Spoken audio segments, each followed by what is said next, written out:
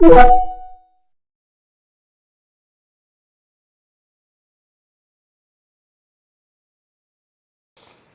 so I have a question for you, Mr. Innocent.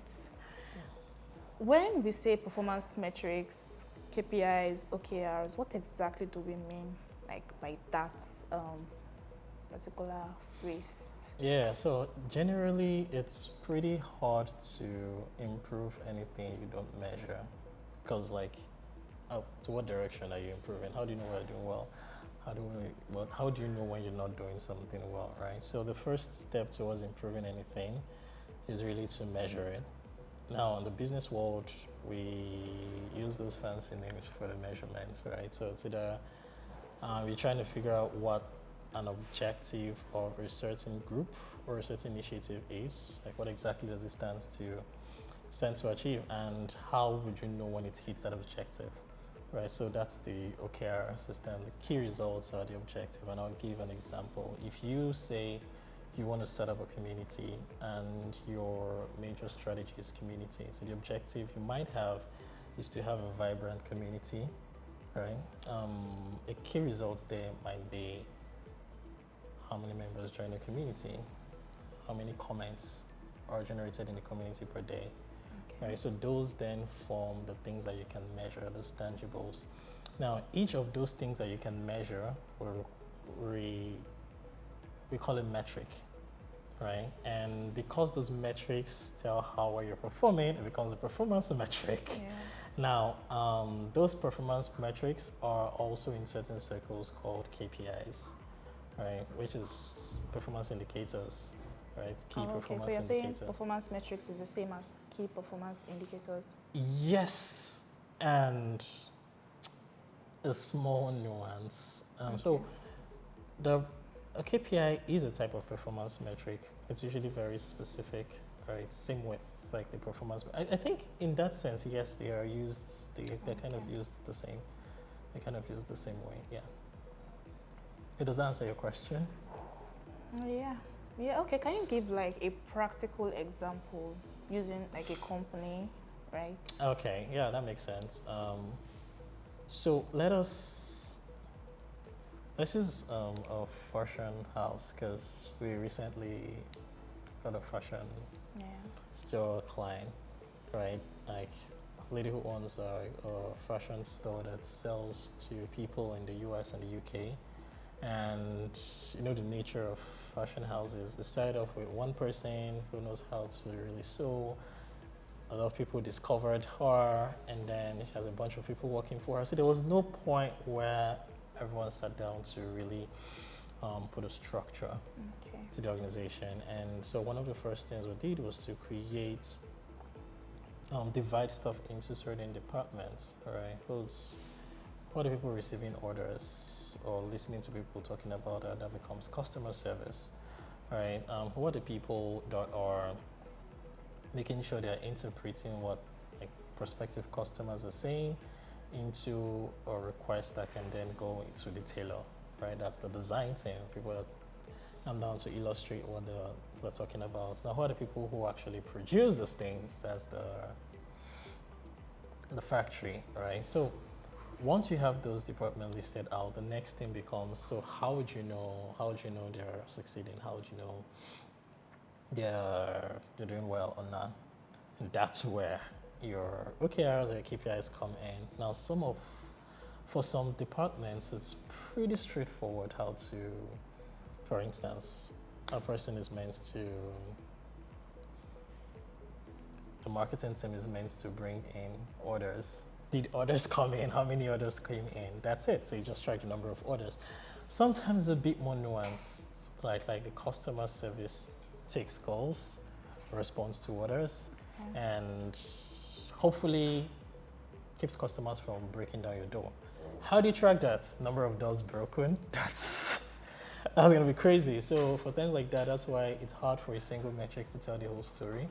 And you might need to track multiple things, right? Like satisfaction rates for customer, the length of time it goes from when an order comes in to when it's delivered to the factory, or the length of time it takes in the factory, and those things come together to tell you the real story, right? So it's hard for in some cases you can look at one metric and say, oh, it's success.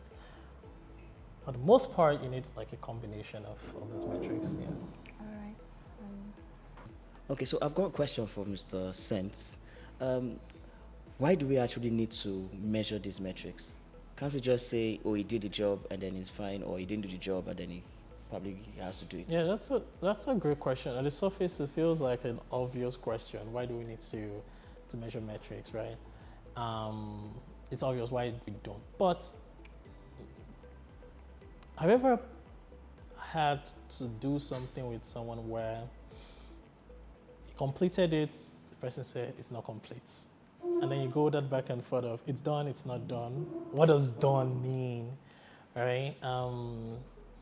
There are a bunch of times where, and this has happened very recently, where an ex-colleague called and was like very frustrated at work. Was it like the boss said, I can't see what you're doing. She's like, I'm doing a bunch of things. And there's this micro conflicts that sometimes degenerate into major conflicts that stem from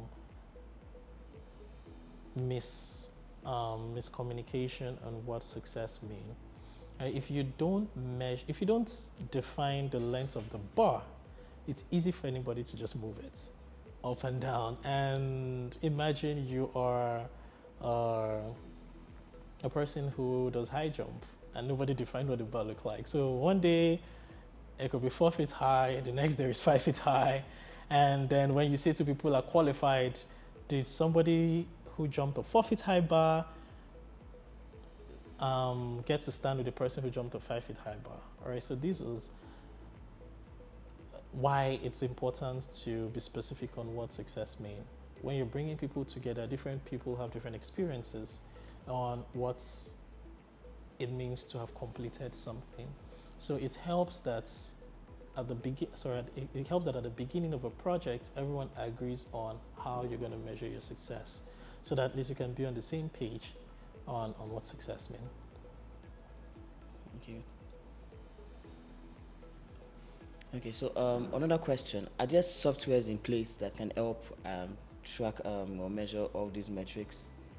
So traditionally, people use Excel spreadsheets to just keep track of numbers. And with Excel, you can generate tables, you can generate charts, and it makes you kind of visually see where things are at, right? As things begin to get a bit more complex, it becomes unwieldy. And this is not to say Excel doesn't scale. I've seen Excel being used in like pretty large organizations, but the more complex the systems become, the more you have to string different parts of Excel together. You have to start writing scripts. You have to start putting custom. I think that it gets to a point where the only person that understands the Excel sheet is the person who puts it together, and like every other person is like, nah, I don't know what's going on here. All right, so it's hard to scale that way. The next level is people go to softwares like Jira, where you can project manage. At least you can see what it is, you can see where things are going, right, that way. And then you can move things to done when everyone agrees it's done. Now that's great for like individual projects, or yes, measuring individual projects completion. But if you're looking to see an overview of multi-projects happening, or just find where things are without digging through tickets or anything like that, then it becomes a bit unwieldy too. Unless, of course, you're good and you know how to read Gantt charts or burn down charts. So this is where like Drugo is also great. It's just really great at showing like a visual representation of where everyone is, not just to the manager, but every single person within the organization can see at a glance how well they're doing, how close they are to reaching their goals, and what they need to do to just hit that mark. Great. Now my last question, what are some of the key features that one needs to actually look out for before choosing a very good software that would have been metric? Yeah, so when selecting the the software to use for performance measurement and just measuring KPIs, a big part of what your selection criteria should be simplicity of use. I've seen a lot of organizations, now I've worked with at least 40 different organizations and trying to set these up. And one thing that happens is there's a board meeting, everyone agrees on what to do, or what to use, select the software, and a month later it's abandoned. It's abandoned not because people did not want it to succeed, but because they're so busy with their day-to-day that they don't really have time for anything that will stress them beyond that level, right? So you're looking for something that is really easy to use and people can just like plug it into their day without feeling like they have this extra work cut out for them. The second thing you're looking to do is something that shows you, answers your questions really quickly. Now, what are the questions people are trying to answer with project management is really, hey, where am I first? Like, how well am I doing? Right? As individuals, that's what they're trying to answer. How well am I doing? What do I need to do to become an A-lister? All right. As a manager, you're asking, how well is my team doing? What do we need to do? So the faster you can get to the answers to that question, the better for you. Now, the problem with a few solutions is that you would need to do a bunch of calculations, you would need to put stuff together, you need to like really do math to find the answer. So the quicker you can just look and get the answers to that, the better for you. Thank you. What steps can we take to regularly review and refine our performance metrics to ensure they remain relevant? Oh, that's a really good question. That's a really good question. So the question is, what steps can we use to regularly review our metrics to whether they're still relevant? Make sure they're still relevant? Now, I said the only thing worse than going quickly up the ladder is going quickly up the ladder and finding out it was leaning against the wrong wall, right? Because like, what the hell at that point? Now, so there's a practice that I'm not super comfortable with, but I've seen it has kind of become a norm where metrics are reviewed at the beginning of a quarter and followed to the end of the quarter. And I understand it. It's really hard to build something lasting if you're always shifting the goalposts. So I think quarter is great. I've seen the ones that gets reviewed every half a year, and I think the more stable your organization is, the more confidence you can have in saying that this metric is going to be. Facebook has a 10-year plan, right? They can afford to do that. The smaller organizations, the harder it is, because a lot of things change dramatically in 2 months. Not to talk about 1 year. So I think that there is no one size fits all. It really depends on the size of your company or the size of your team. And the general rule of thumb is like the smaller the company, the quicker you need to come back to the table and say, is this thing still serving us?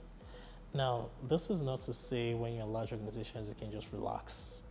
That's where the second one comes in, which is the novelty of the problem. So the first is the size of the organization. The second is the novelty of the problem. What I mean, if you're tackling, if my company is facing cassava processing into Gary. Cassava has been around for a while. Everybody knows how to do it. Probably don't need me, right? So the steps are kind of defined, and you're looking to make incremental progress, maybe to improve the quality of Gary at the end. But the steps are pretty defined. You can afford to say, this year, we want to be 10% more productive in how we process cassava. That's great.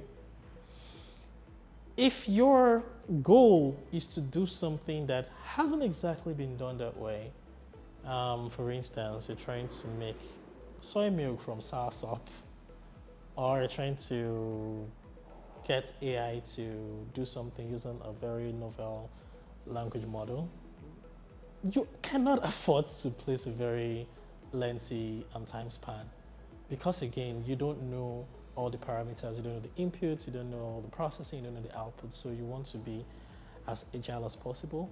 But for that, it needs to be very short.